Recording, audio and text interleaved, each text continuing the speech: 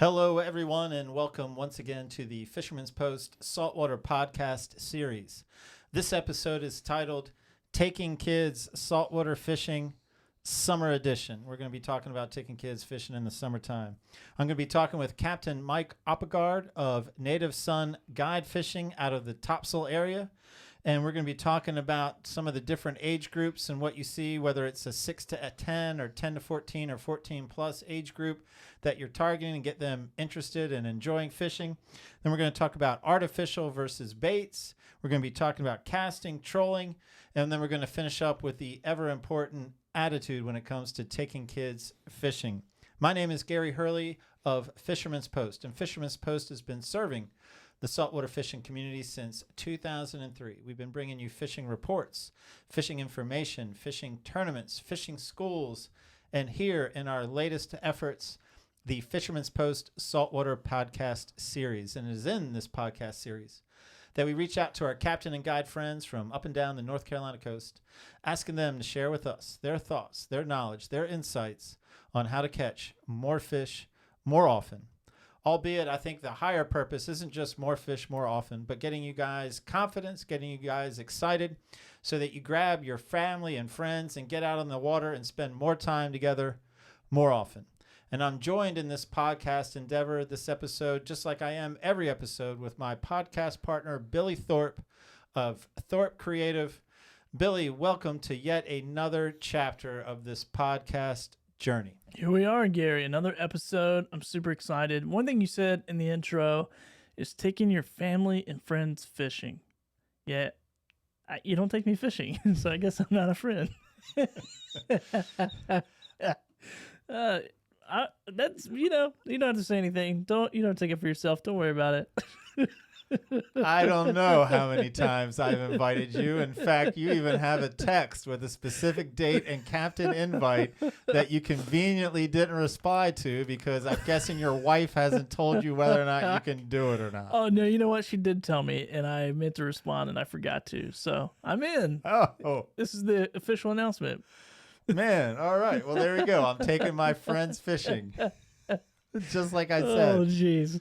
And you've got a kid, so this episode could be very applicable to you in the very near future. I'm excited, man. I was just thinking that on right before we hit the record button. Like, I'm going to learn a lot about this, so it's really good. Because it's a challenge.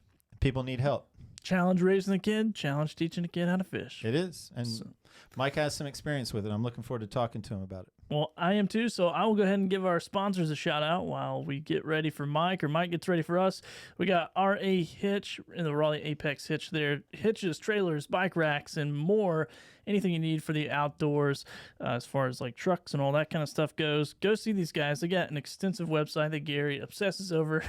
You really love it. It's efficient. I do. So even if you're not in the area, give Chris and his guys a call or his team a call and tell them Fisherman's Post sent you and save $20. Make sure you get that $20 off. I mean, that's something they want to give to all of our viewers and listeners and all that. So be sure to take advantage of that opportunity. Even if you don't care about $20, you make us look better by asking for it. So please do. And yes, I am enthralled with their website. We recently overhauled our website, so I'm paying closer attention to others. Easy to navigate, but I think what I'm locked on now is, man, he's selling quality stuff. So if you like to buy it and then have it for a long time and not have to rebuy it a few years down the road, man, then go to RA Hitch. RA Hitch, man, they'll get you hooked up. And also a big shout out and a big thank you to Marine Warehouse Center, who's been just a supporter from the very beginning of this podcast. We really appreciate those guys. I got a quick word from them. We'll be right back. Hey, it's Robbie with Marine Warehouse Center in Wilmington and Charleston. We are headquarters for Repair Custom Boats. These center consoles are handmade in Washington, North Carolina, and are custom designed for fishing and family fun on the water. Right now, we have several models in stock, and build times on the custom orders are around 5 months. These boats are custom built to fit your needs, from the seating, the tops, the leaning posts, and the live wells. You design the entire layout of your boat. Come by and see for yourself why they're one of the fastest growing boat builders in the country. Yeah, Billy. That's good. You know what? I've listened to that commercial so many times, and I did not hear until just now that boat manufacturer is in Washington, North Carolina. Makes me even more excited for Marine Warehouse to partner with another local or North Carolina business. That's That's a cool collaboration. I did not put those dots together until I just heard it. So Yeah, man. Everything about those guys, I've known them for years and everything. I'm big fans, as you know, as our viewers and listeners know, whether it's sales, service, or parts, again, man. And my catch line these days is not just selling to the fishing boating community, but they want to be a part of the fishing boating community. And I think by my metric, they're successful. Absolutely, man. They're awesome. They're awesome. So is Terrell still calling you with jokes? At the worst times, like I can't. It's almost like he's got a better talent for calling at the worst times than telling jokes. Again, by my vantage point, I mean I was headed into the bank. I usually drive through, but I had to go and make some change for an upcoming tournament. And of course, as soon as I walk in the building, I get a call from him, and then I don't answer, and he calls right back. I'm like, all right, Jesus, all right, I'll just go outside, Terrell, so you can tell me this joke, and then I'll go inside. And the jokes, I'm pleading with people to go by and help Terrell. Give him your favorite fish joke, your favorite boat joke, or something, because I think he's starting to scrape. And you're a supporter of his, but I don't know if you're going to support this joke. All right, we'll try. Only one way to know. Okay, to be clear, this is Terrell's joke. This is not Gary Hurley. This is Terrell's joke. What do you call a lazy crustacean? I don't know. A slobster. Speaking of the bank, that's a money joke. Oh, good sound. Oh, yeah. That was actually a pretty good use of a sound. I'm not a fan of sound effects, but that was a pretty good use of it on the fly. I'll give you that. Oh, man. Speaking of money, you can give Gary and I some coffee money. Perfect. How was that? Awesome. You can head over to buymeacoffee.com only if you like this podcast. If you don't like this podcast, don't worry about it. But if you do and you want to keep us motivated with caffeine, go over to buymeacoffee.com/fisherman's-post and buy us a cup of coffee. Buy us 2 cups because that would be the most fair thing to do. And we don't want to split a cup of coffee, do we, Gary? We're grateful, and we love when you send us a message. If you do donate, we are grateful when you send us a message. We make it a point to reply to every one. And yeah, man, yeah. We appreciate you, and I hope you feel that. And how about a fish photo? I want to do a fish photo before I go to Mike. Here we go, man. I got a fish photo right here. We have Mason Lanier, age 8, right there from Burgaw with a 20-inch drum caught on live finger mullet while fishing in North Topsail Beach. That is a good-looking fish and a giant smile. So yeah, that's what jumps out at me is that big old smile, man. And that's hopefully what we're going to accomplish with Mike, man. Hopefully we're in the smile business by the end of this podcast. Sounds good, man. Well, I'm going to let you have it, Gary, and we'll see you on the other side. All right. So I'm pleased to welcome, as we talked about in the beginning of the show, man, he takes a lot of kids fishing every year, but I'm going to let him sort of plug that when I ask him the question number 1. Welcome to the show, Captain Mike Oppegaard of Native Son Guide Fishing. A pleasure to be talking with you. How are you doing this afternoon, Gary? Man, we're doing great. We're doing real good. We're enjoying our work, and I'm excited to talk to you about taking kids fishing. I am the father of 3 boys. I've been down these waters that I think you're going to talk about. Billy has yet to enter these waters, so we're listening from different vantage points, but we're both interested. Well, I think the key, the way to start off on this is the best thing you got to do is you've got to pack your patience with these kids. Oh, whoa. Yeah. Whoa. You got to answer a couple questions, sir. Oh, yeah, we got the ambiguous questions. I appreciate you shoot, trying Gary. to bully your way through this and make it your own show, Gary. And write your own rules. I guess that's what you do with kids. I guess that's how you handle kids, but we'll get to that in a minute. But right now, young man, I've got 2 questions for you. Are you ready? I'm waiting. Question number 1. Why in the world should we listen to anything you have to say about taking kids fishing? And what's the second question? No, you got to pass the first one. Again, it's not your rules. It's my show. Nature's my business. I do June, July, August. I do a lot of what I call mom, dad, and the kids charters. And that's really what it is. I've got my serious guys who want to trout fish, bonita fish in the spring, even sight fish for drum in the winter. And, in the fall, then you get your serious guys who want to trout fish and drum fish. And that leads us up to Christmas. But a big chunk of my year, usually say the end of May through Labor Day, I have got a huge chunk of that is what I call mom, dad, and the kids charters. And, that's a family that's coming to the beach that they may not have the most experience fishing saltwater. They may be from, Michigan or somewhere like that where they've got some freshwater experience, but they don't have any saltwater experience. So I do probably, I hate to throw out a number, but let's just say I do a lot of those charters with children, anywhere from, like I said, that 6-7-year-old up to, 18, 19-year-old, which I reckon they're not kids anymore, but they're still kids in my eyes. That is an acceptable answer. So I will proceed now with question number 2. Question number 2. I'm going to ask you a question on average. And of course, someone's going to text in and say this number's wrong, but I'm going to say on average, how much does it cost to raise a child from birth to age 17, according to the internet? Throw out a number, birth to age 17. Well, we hadn't started college or anything like that. Correct. So, Suzanne and I don't have children. So that's not a fair question for me. $225,000. Man, you crushed it. It is $233,000. And then if I take them fishing, I add another 400, I guess. At least. Yeah, at least. All right, question number 2. How much Well, I on thought we average? just had 2 questions. That was This that is was a the second 3-part. question. Okay. On average, how much does it cost to send a kid to 4-year public college?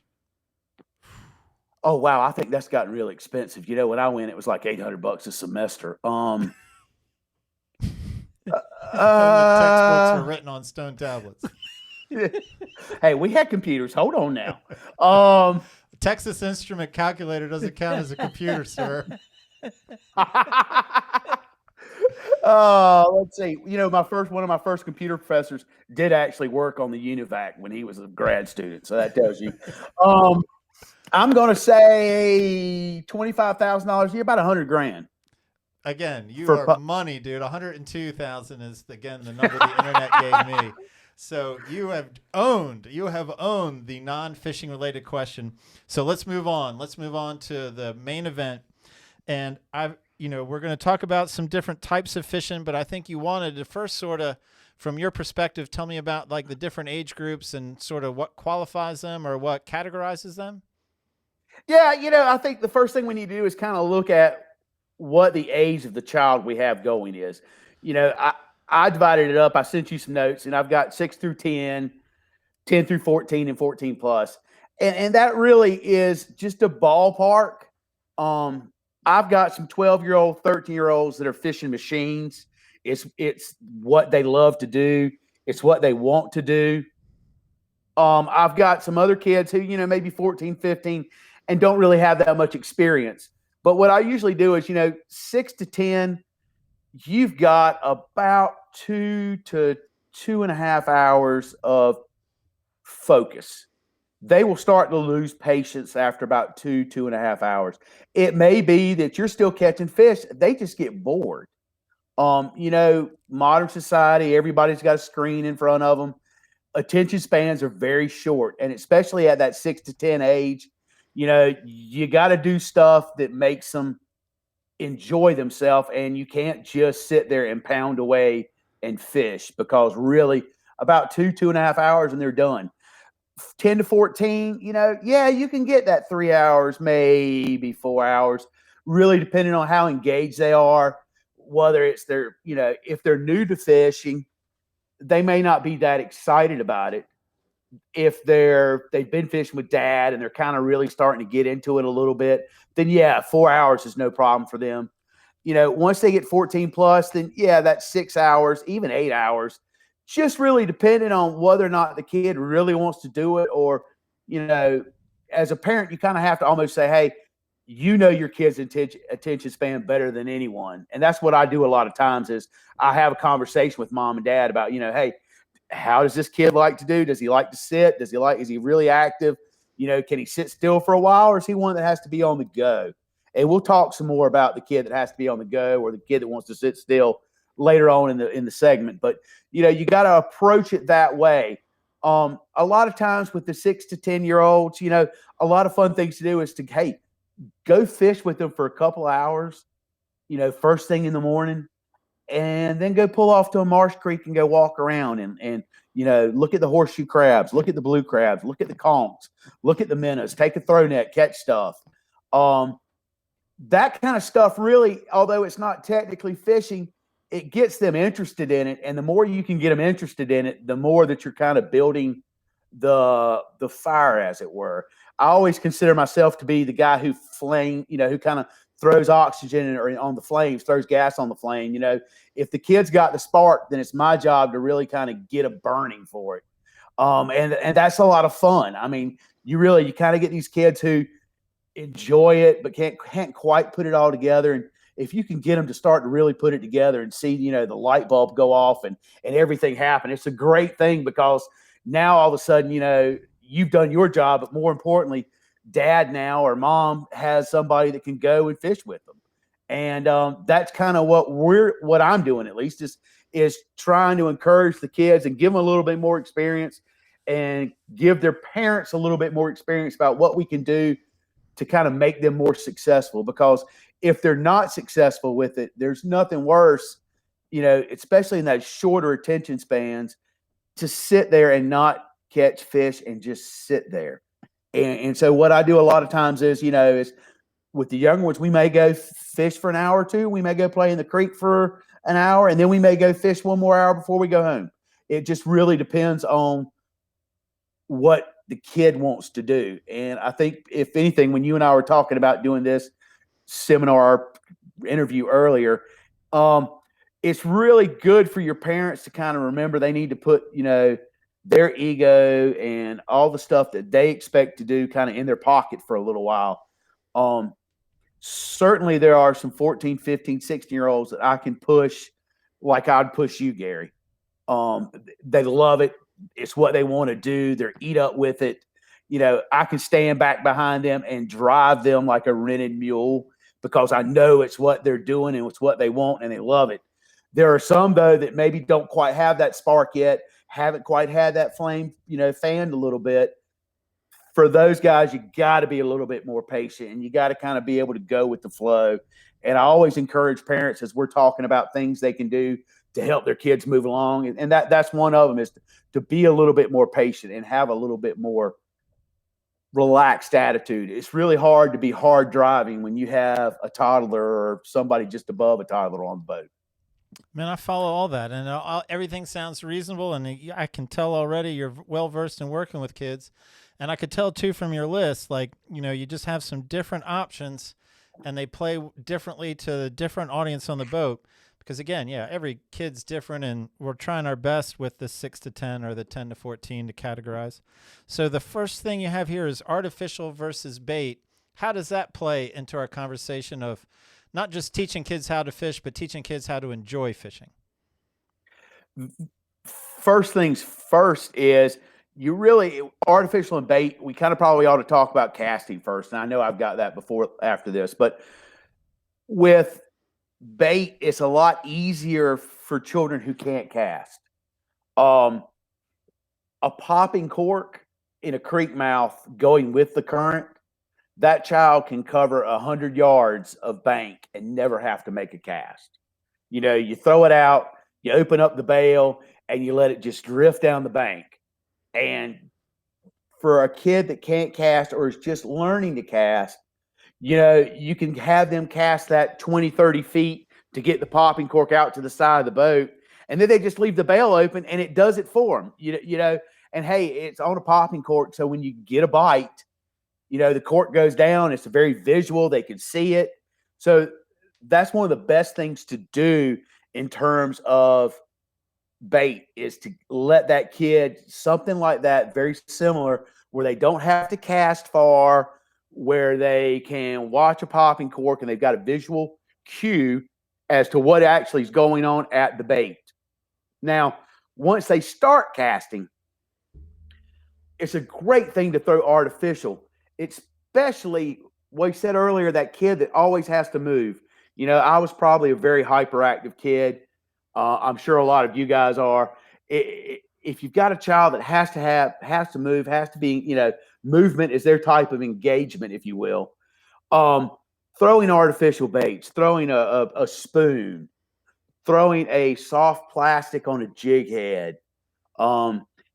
Advanced wise, once they can really cast, throwing a topwater bait, throwing an MR-17, things like that where they can actually cast and move and cast and move and cast and move. That's a great thing.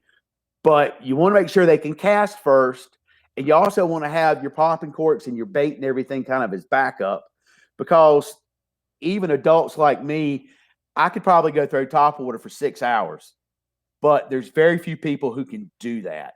To be quite honest, usually about an hour and a half, 2 hours, most of my clients after throwing topwater start to get a little tired of it. I mean, it's a lot of casting, it's a lot of action. So it's good to have a backup like that. But for that older child that really needs that kind of activity is the best way to put it, that's what keeps them engaged, is that activity. Then certainly a soft plastic, or any of the baits that I mentioned is a great way to let them cast. And yes, I know probably starting off that they're going to make a lot of noise casting. It's going to hit the water and go kaplunk. But at the same time, they've got to practice to get better. And that's always the thing that you got to remember is they got to practice to get better. And so, when I said artificial versus bait, yeah, I'm talking about, sure, you can cast bait, but a lot of times with a lot of the younger kids that can't quite cast as far, popping corks and Carolina rigs with some fresh bait is one of the best things you can do. The other thing I'd point out here while I'm in this subject is, don't be a fish snob. These are children. Don't sit there and go, oh, well, I don't want to catch pinfish. Look, if a 6-year-old hasn't caught that many fish before and he's catching pinfish every cast, let him do that until he gets bored with it and then go do something else. A lot of times I'll get fathers on the boat or mothers on the boat that say, hey, I really want my kid to catch a redfish. Well, that's great, but you're coming to me in July, August, the heat of the season, and it's maybe not the best time in the world to catch a redfish. Water temperature's 88 degrees. And you don't want to wake up at 5 o'clock in the morning to start fishing. So let's do what we can. Let's do a little bottom fishing. Another good thing to do, talking about bait, is, just off the beach, hitting the live bottoms and all that stuff, black bass, grunts, ringtails, all that kind of stuff. If you've got a kid and you want them to learn to enjoy fishing, you've got to catch fish. So I encourage you not to be a fish snob. Go catch fish. If it's a croaker, it's a croaker. If it's a black bass that's 10 inches long, go catch 100 of them. You may have to catch 100 of them to catch 2 or 3 keepers, but that way that kid is catching fish all the time, and that's really important. All right. You just laid out a lot. I'm going to unpack some of it just to make sure I have it straight in my mind. So first, we're going to talk about kids that just can't cast or can't cast well, because I'm just going to imagine that's a pretty large population and everyone has to start somewhere. Especially those younger kids, yeah. Yeah, so for the kid that can't cast or can't cast well or can't cast accurately or just doesn't want to repeat cast, the most popular technique you like is a pop and cork or a float rig and just open up the bail and letting it go out, and then it goes Let under. the current be your friend. Exactly. Let the current be your friend. And what are your favorite summer targets for that type of fishing and basic locales where we can expect or hope for some action? Okay, your shorter popping cork rigs, let's say 2 foot a leader or so. Obviously, you can go bluefish. You can catch some trout, although, this time of year, our trout's kind of falling off now that it's getting hot. You can catch some redfish in the marsh. And having that bait and just letting that child watch that cork go down the bank is one of the best things they can do. It gives them something to look at, so it gives them an activity. But at the same time, they're not having to be necessarily the most skillful in the world to present that bait to a fish. A lot of times, if you're doing that and you're not catching anything, you can always put on a piece of shrimp. Fresh shrimp will catch anything and everything. And sometimes if you need action or you need to increase that excitement level, then yeah, throw some fresh shrimp on that hook instead of a live pogie or a live mullet and let that drift down the bank and see what you can catch. Okay. And then as far as more like Carolina rig fishing, do you find our kids resistant about letting you cast for them and then they hold the rod or just slow retrieve, or Well, are they cool with you casting or a parent casting and then them taking over? it depends. I try to let them cast. I like my kids to cast because the way I look at it is, unless they just cannot cast at all, what I'll do is generally that's the one child, the youngest child.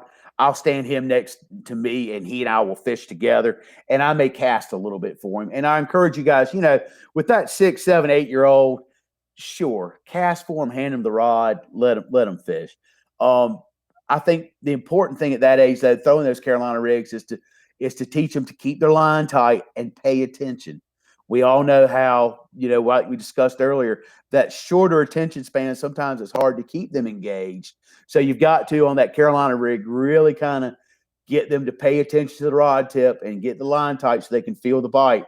Because with the cork rig, at least you see it go up or down and you've got a bite. So I can stand behind 2 or 3 kids at a time and watch them fish and tell them they have a bite. Whereas with the Carolina rig, sometimes that's hard because you can't necessarily watch all 3 rod tips at one time. All right, and I follow that. Now I'm going to switch over to artificial. So if we've got someone that's pretty good at casting and enjoys casting, needs to cast because they're busy-minded and, just more wound that way, you gave several options. I'm just wondering, like in my mind, some of those might be better for the beginner fisherman because it involves something like a steady retrieve as opposed to trying to bounce off the bottom and maintain contact, which could be a little bit more challenging. It can be a little bit more challenging. And something else to point out with that caster who's not necessarily really good, it's rare that I fish 3/8 to a half ounce head with that kid who is casting, but maybe not casting to the point to where I'd like to see him cast. A lot of times I'll go to a heavier head to give them a little bit more advantage to get that little bit more distance out of it. Yes, that's where I'm going to throw like a Z-Man's minnows or a diesel minnow or something like that, something they can throw out, let sink to the bottom, and just slowly reel it in and retrieve it. That's one of the best things for them. A little bit more advanced, sure, you can throw like a paddle Z rig weedless on a worm hook, and hey, here's what I want you to do. I want you to feel it touch the bottom. I want you to pop it up, reel 3 times, and then let it touch the bottom again. And if you give them a pattern, it can kind of get them into kind of that routine. It kind of makes them pay attention to what they're doing and actually helps them fish a little bit better. A lot of times, even with corks or with bait, on a Carolina rig, by giving them a routine, you can kind of talk to them while they're doing the routine and keep them kind of actively fishing, engaged with the lure, and kind of know what the lure is going on. Because and I know, even guys who fish a lot sometimes, either fish too fast, don't pay attention to the slack in their line. So that's one of the things I always end up saying is, hey, you're fishing too fast, or hey, you're fishing too fast. So, with that kind of thing, advanced caster, sure, caster that's not advanced, obviously, something they can throw out, let it sink to the bottom, reel it in slowly. That's a great thing to do. Put some Procure on it, send up that artificial real good, and go from there. So I don't think we have enough time to go into detail on my next question, but I'm just wondering if you had instead of walking me through the process, at least a couple of hints. And that would be, I've got a young junior angler, and I'm just getting him to cast for basically not necessarily the first time, but the beginnings of learning to cast. Any hints you can give me to help that kid, get success? And then I've got someone who can cast, but I'm trying to get him to cast further. I'm trying to get him to cast more accurate. Again, maybe not the whole process, but just some hints so you can share through your experiences that would help that parent out or that person out. The beginning caster, I would encourage you to throw a slower action rod. I'll throw a lot of Temple Fork Outfitters, TFO. I throw a lot of 4 to 10, which is a really light action rod. And I may be throwing a little bit more weight on it than what you would normally think. But I think for that beginning caster, that slower action rod lets them throw further because their timing doesn't have to be as good as maybe that super high-end rod that's got a super fast action. For that kid that you're trying to get more distance out of, sure, now you want that fast action rod, and you want to really teach them that the cast is not one-handed, it's two-handed, and to pay attention to their offhand. The hand at the reel is the fulcrum, and it's the bottom hand that is actually getting the action on the rod tip. And it's a lot like a golf swing. It doesn't have to be, it's not a brute thing. It's not a strength thing.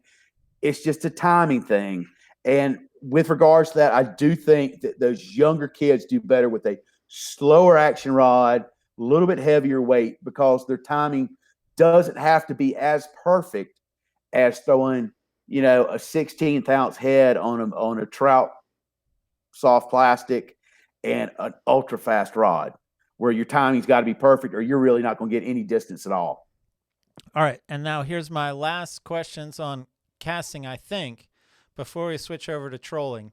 And so to sum it up, if you would do this, like your best suggestion for a summer trip with a kid that doesn't like to cast or isn't good at casting, where, when, what, and then your best suggestion for a kid that is getting better at casting, a where, when, what, a summer recipe for success for those two scenarios, the where, when, what.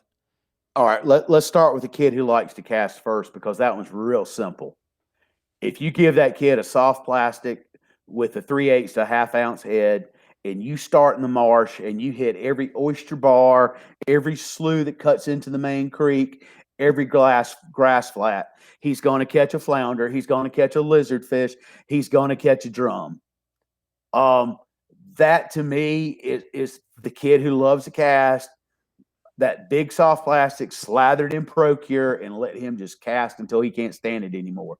With that kid, you want to kind of maybe power pole down, fish an area, move 20 yards, power pole down, fish, move 20 yards, but hit your sloughs coming into the main creek, hit your oyster bars, hit your points, hit your current seams, hit your deep holes, flounder, drum, lizard fish, all that stuff, that's going to be down at the bottom is perfect for that kid that likes to cast a lot. For the kid that doesn't like to cast a lot, same areas, but maybe go catch bait, some live mullet, some live menhaden before you go fishing, and let him drift live bait. Same scenarios, but you may not be moving as fast. You may actually pick a point and sit there for 30, 40 minutes and then go down to the next point. You really got to pay attention to, you can't fish those areas as fast with live bait like that as you can with artificial, if that makes any sense. Yeah, man, that makes total sense.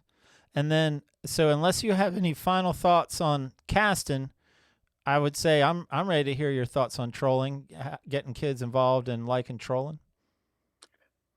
And that goes back to your child that can't cast. Obviously here, Eastern North Carolina, June, July, and August are our prime Spanish months. And if you've got the boat to do it, it's the most simple thing in the world.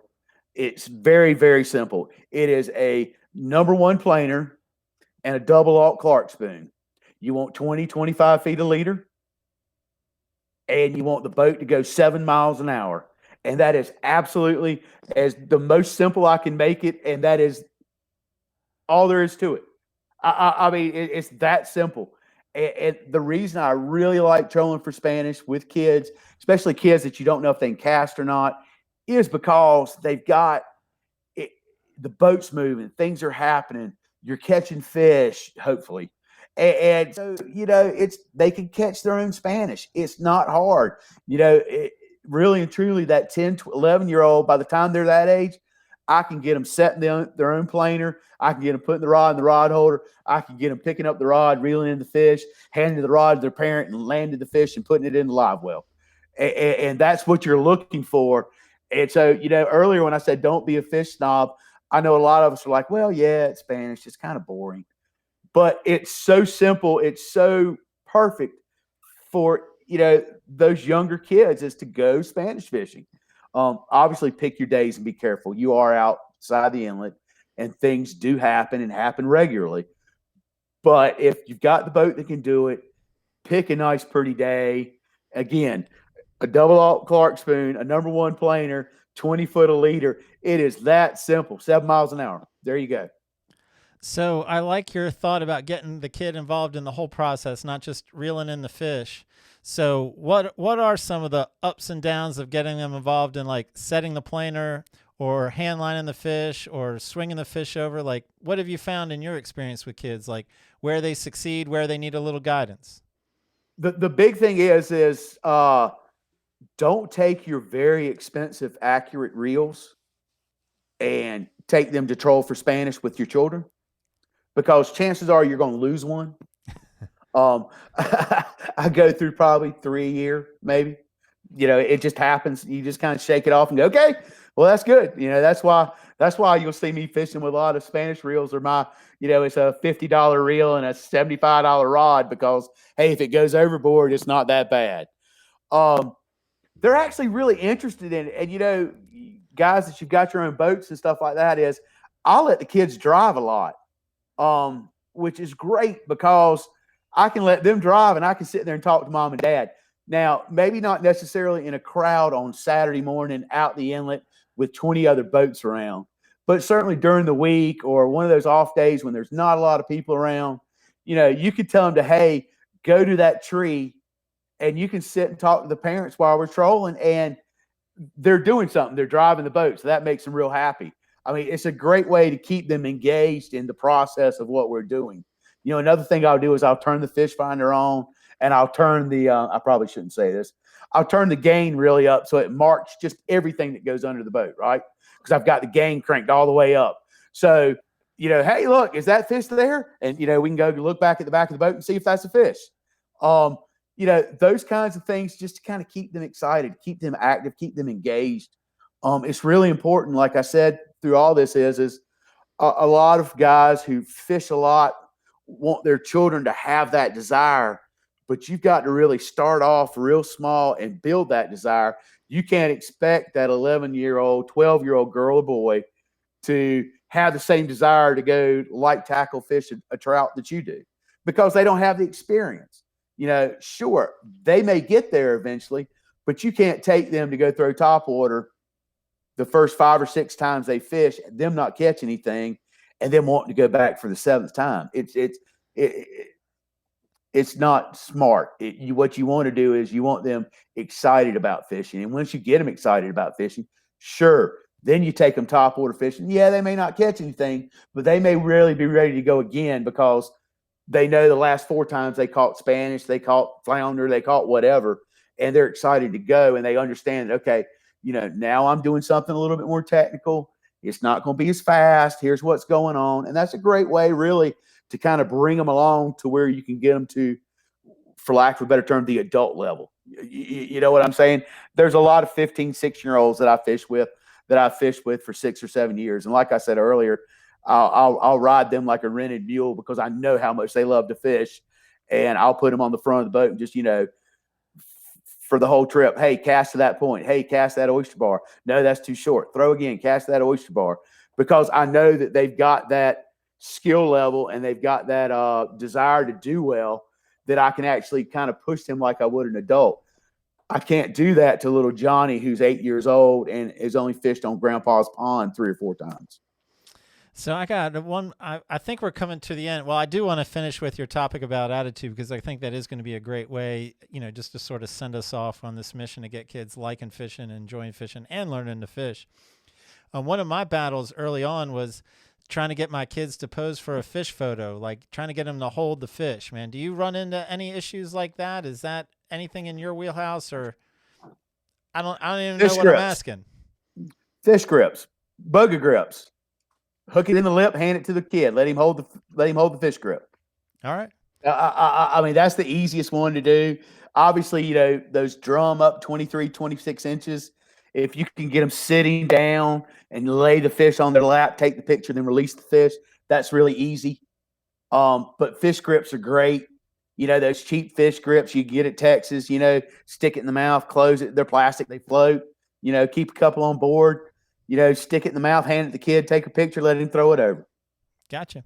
Well, let's finish with attitude, because I think you put that there for a reason, and you've covered a lot of it already. But I think that's a good way to sort of sum this talk up and say goodbye.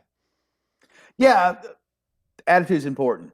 Like I said, if they're bored, they're not enjoying themselves. Go take the boat, pull it up to a sandbar, go find shells, go chase minnows, go let the dogs run around, go crawl in the marsh, go do something else, go ride. If they are engaged, then obviously keep them engaged. Don't be a fish snob. Try to catch stuff. It doesn't matter what it is. Try to catch stuff. You know, a 9-year-old, 10-year-old, even a 12-year-old, 13-year-old, to them, a redfish is a redfish. It doesn't matter whether it's 16 inches or 26 inches. It's a redfish. They've caught a nice fish. Don't be a fish snob. Go catch whatever you can catch. If you have to put shrimp on the bottom and catch croakers or whatever, go do that. If that's what it takes to get your kids excited about doing that.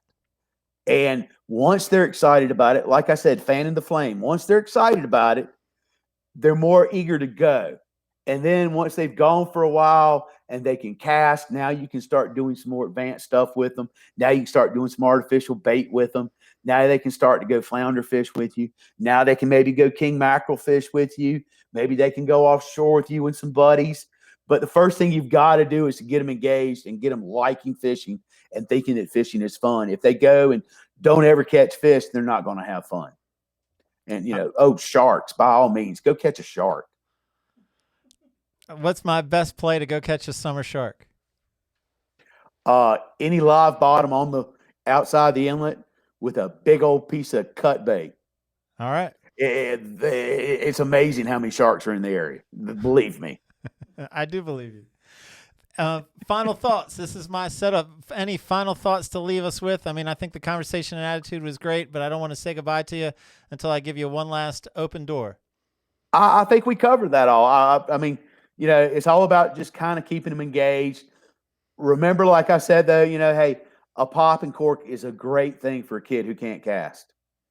I mean, other than that, go have fun. Bring snacks. Make sure they've got drinks. Make sure they've got tons of sunscreen. Keep them comfortable. And if things get boring, go ride around for a little while. All right. Mike Oppegaard, Native Son Guide Service, man. Thank you so much. Enjoyed this Thank you, immensely. Gary. Until next time. I'll talk to you guys later. I hope you have a good day. You too, man. Bye, Mike. Awesome, man. Well, that is a ton of information about taking your kid fishing. So I love it, man. It's inspiring for future days ahead of me with my son. So it's a challenge. I mean, it's a challenge. And yeah, so you don't yell at your kid to hold up this fish so dad can take a fish photo because he's got to write an article, and that's why we're out here anyway. Oh man. Well, dude, you know what I like, and I guess if I had to set myself up for my own takeaway here, please, is just Mike's philosophy of like the whole purpose of this is to get young people interested in the outdoors, to get them interested in fishing.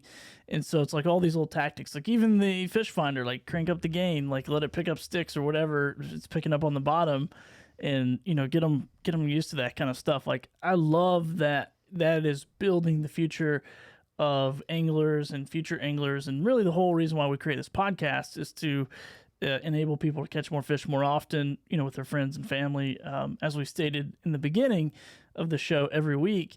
And yeah, man, so I love it. It just plays right into, you know, what we're doing already. And even for younger people, that's it's huge. So I really appreciated his whole mindset around it. And you know, sometimes it's like those people, you know, like those dads at sports games where they're like so just like ripped up about their kid not kicking the soccer ball where it should have went. And it's like, dude, just chill out a minute and like stop, go for a ride. You know, I like it. I love that whole mentality behind it. So yeah, and he even mentioned about preparing. And I can tell you, like, to this day, when the Hurley boys go fishing, and they are now 15, 14, and 9, They expect to start the morning with donuts, and they expect at some point after we put some fish on the boat that they can pull out the Mike and Ikes and the Skittles. Like they still expect that to this day. And if that's part of what gets them engaged, if that's part of the recipe, then I'll sugar it up, man. I'm not scared to buy them. I'm not scared to buy their love of fishing with a little sugar. And if you boys are watching this show, you got some really good fishing trips under your belt. That's not every kid, all right? You listen to Uncle Bill. You know what I'm saying? They have no idea. Those kids have no idea. Grown men would cry to do what you've done. I think so. They would sell their children to be Gary's child. Oh, man. Well, making all this possible is Marine Warehouse Center. We really appreciate those guys. I just got thinking about that. Dude, it's got me cracked up. So go support Marine Warehouse Center. Go support R.A. Hitch.